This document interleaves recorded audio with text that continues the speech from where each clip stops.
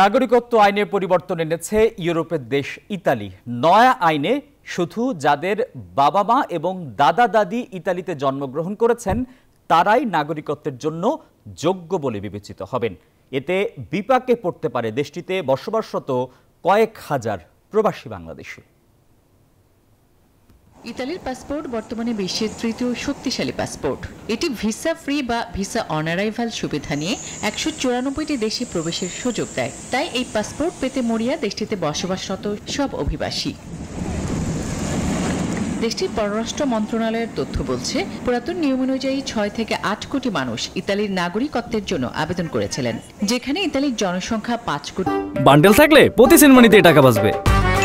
বিকাশ send money bundle কিনে জিতুন প্রতি লেনদেনে 90 লাখ। এই অবস্থায় পাসপোর্টের উপর কড়াকড়ি আরোপ করছে ইতালি। অভিবাসী নাগরিকত্ব পাওয়ার এত আবেদনের জেরে মূলত নাগরিকত্ব আইনে পরিবর্তন করছে জর্জিয়া মেলোনি সরকার। নতুন আইন অনুযায়ী স্বল্প সংখ্যক মানুষকে ইতালির নাগরিকত্ব দেয়া হবে, বিশেষ করে যাদের বাবা মা অথবা দাদা দাদির মধ্যে কেউ ইতালির হলে তাদেরকেই নাগরিকত্ব দেয়া হবে। জর্জিয়া মেলোনি সরকারের এমন সিদ্ধান্তে উদ্বিগ্ন দেশটিতে বসবাসরত অভিবাসী বাংলাদেশিরা।